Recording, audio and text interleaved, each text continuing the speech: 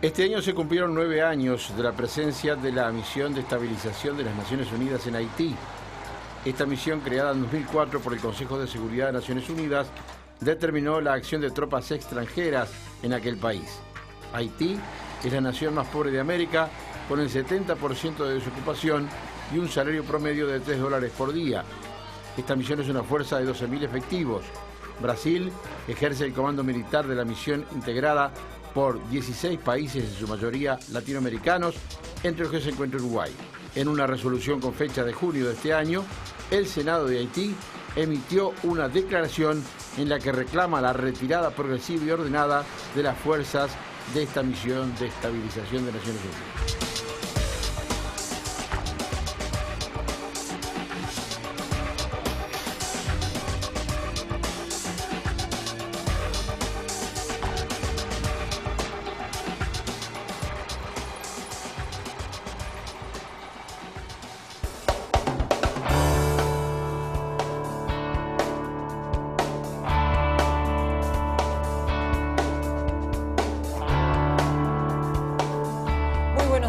Esta tarde, a las 18:30, en el Paraninfo de la Universidad, se va a realizar una mesa redonda sobre la situación de Haití.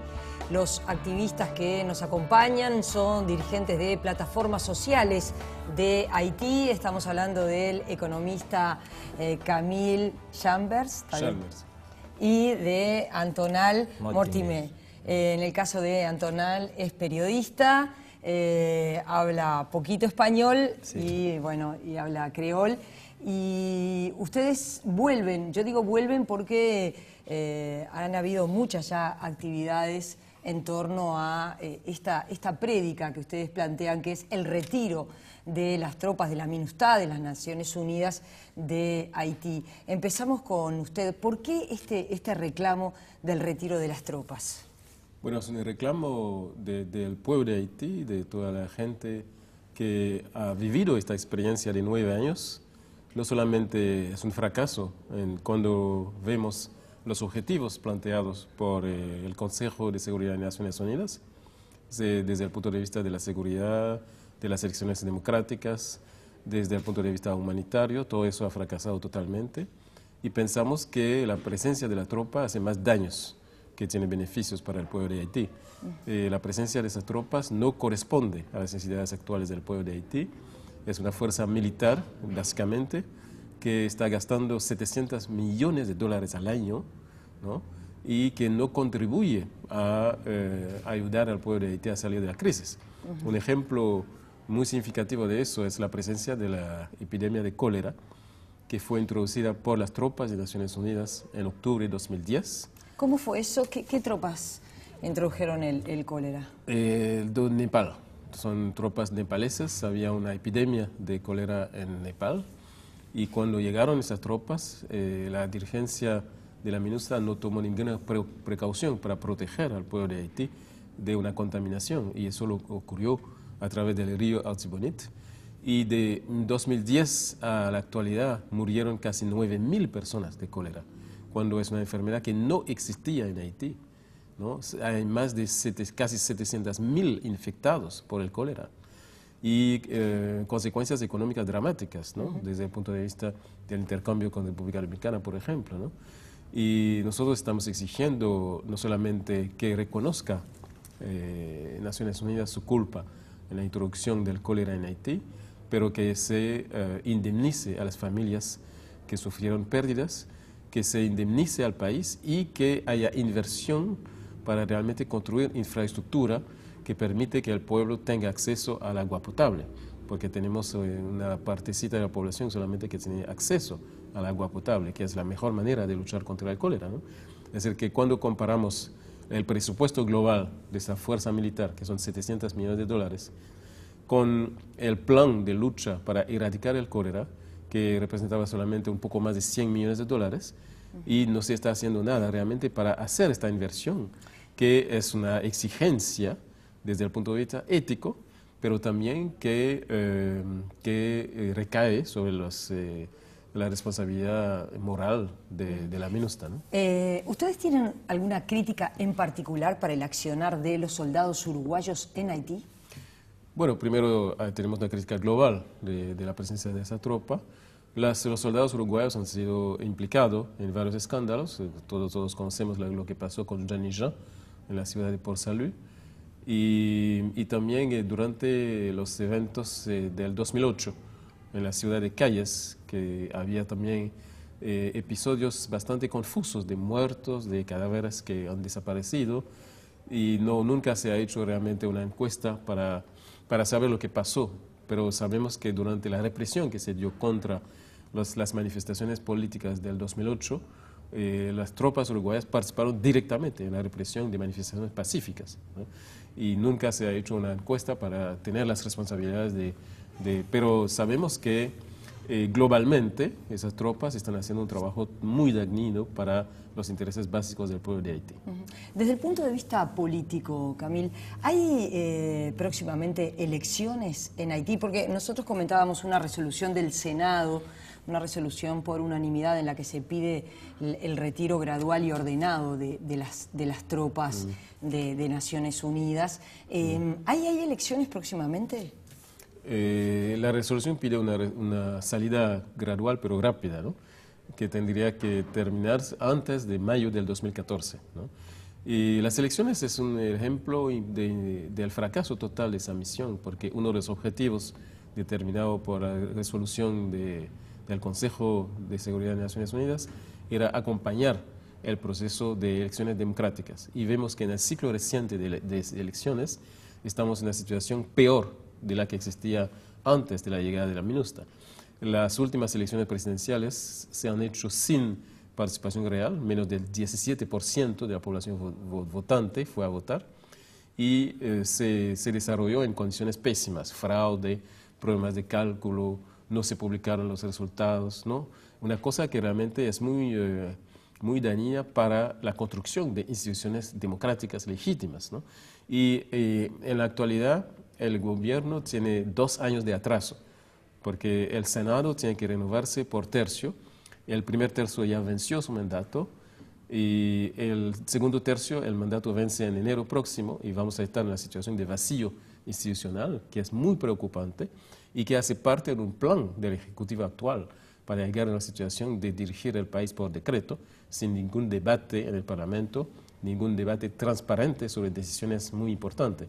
Y lo que está en juego ahora, sabemos que las transnacionales norteamericanas y canadienses tienen planes para establecer explotación de oro a cielo abierto en Haití, en la parte norte del país, donde hay reservas importantes, y sabemos que eso tiene un costo ambiental, una destrucción ambiental muy grave para un país que ya está viviendo una crisis ambiental.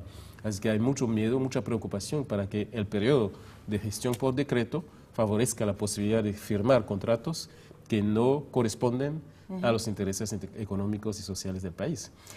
Antonel, la presencia de las tropas no sirve también, porque muchas veces se ha dicho, bueno, pero las tropas protegen la presencia de médicos extranjeros, la presencia de maestros extranjeros que llegan a Haití a apoyar al pueblo haitiano y son protegidos por el ejército.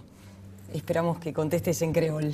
Bueno, la première bagaille, c'est que justification présence ministère, c'est pour protéger gros investisseurs et ça nous la bourgeoisie haïtienne qui gagne plusieurs entreprises. Debemos subrayar que la MINUSTAH protege intereses de la clase dominante, de los burgueses, de las empresas extranjeras, pero no protege al pueblo.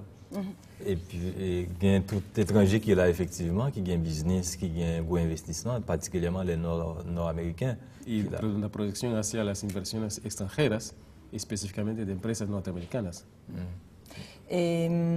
Respecto a lo que recién usted decía, vinculado con las elecciones en Haití, esta incertidumbre, este atraso que existe, uno se pregunta, ¿qué presidentes latinoamericanos han visitado Haití? Digo, para ver, por ejemplo, el trabajo de la MINUSTAH, para tener una opinión de primera mano respecto a lo que está sucediendo allí?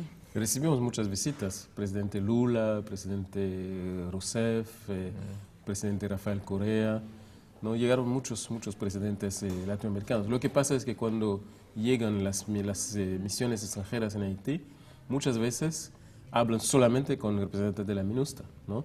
No hay realmente una apertura para dialogar con la población, para, por ejemplo, tomar conocimiento de los informes de la Plataforma de Derechos Humanos, que ha establecido de manera sistemática y documentada todas las violaciones que se está haciendo contra el pueblo de Haití. Es decir, que hay una información sesgada que no permite realmente darse cuenta de lo que está pasando, y hay un silencio sobre muchos de los atropellos cometidos, que realmente por eso nosotros estamos en esta gira, para explicar directamente al pueblo uruguayo lo que está sucediendo, y que la tragedia es que hoy el pueblo uruguayo podría hacer un aporte muy importante a la lucha del pueblo de Haití sobre la cuestión, por ejemplo, de la alfabetización, la cuestión de la reforestación, la cuestión de sistemas de salud pública, ¿no? La experiencia de ustedes es muy interesante, pero no es lo que se está haciendo. Se está manteniendo unas tropas militares con equipamiento sofisticado en una situación que no corresponde, porque incluso la definición misma de tropas de mantenimiento de la paz se hace cuando hay enfrentamiento entre dos grupos militares o una situación de guerra civil que nunca existió en Haití. Hubo una manipulación de la letra de la Carta Magna de Naciones Unidas para justificar la presencia de esta tropa que tiene objetivos dentro del plan global de control imperial sobre el Caribe, ¿no? Así que hay una instrumentalización de nuestros países que es inaceptable, y queremos que eso termine y se convierte realmente en procesos de intercambio y de solidaridad. Camilo, usted es economista. ¿Dónde estudió? Estudié en Haití primero, después en Venezuela y después en Francia. ¿Cuántos haitianos tienen oportunidad hoy de estudiar? Hay un déficit grande en términos de capacidad de oferta, sobre todo el sistema público de educación, que realmente hay muy pocas posibilidades de entrar en la universidad pública, y las universidades privadas son muy caras, ¿no? Y no se está invirtiendo en la universidad pública. Por ejemplo, en mi facultad este año había 4.500 candidatos para 180 plazas disponibles, ¿no?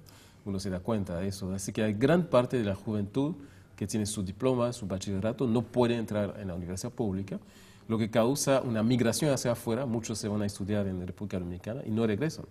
Haití es el país donde hay más exportación de recursos humanos calificados.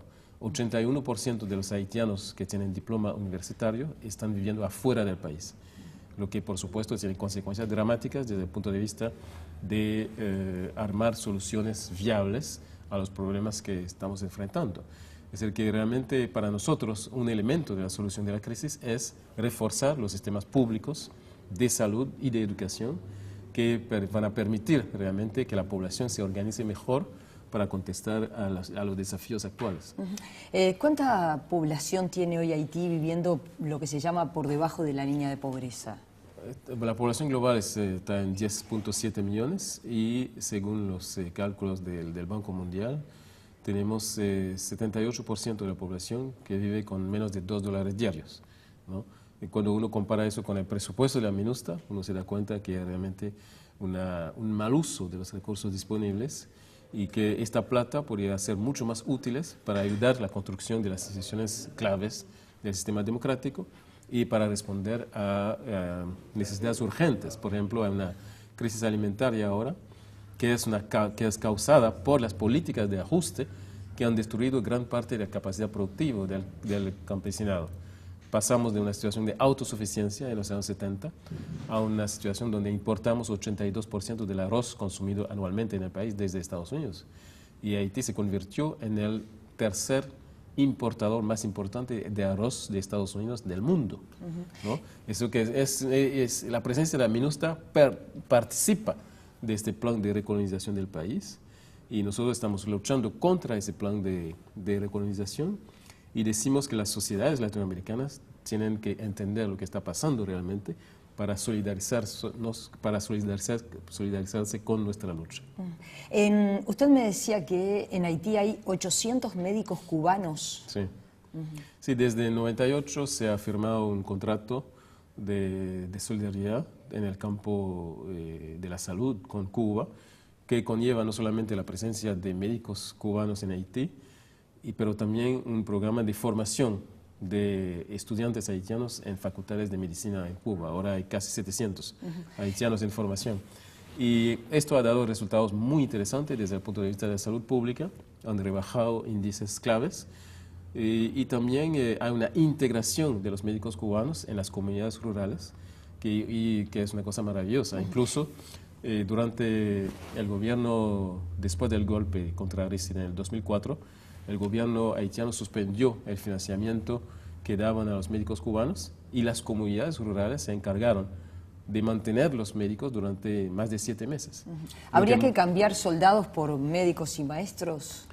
Sí, hay que cerrar esa misión para realmente reconcebir las relaciones entre Haití y el resto de América Latina, sobre todo que Haití, el pueblo haitiano, hizo una contribución importante en las luchas independentistas del siglo XIX y que en Haití hay un sentimiento internacionalista fundamental para ver que es la lucha por la libertad y la emancipación debe ser una lucha conjunta, ¿no?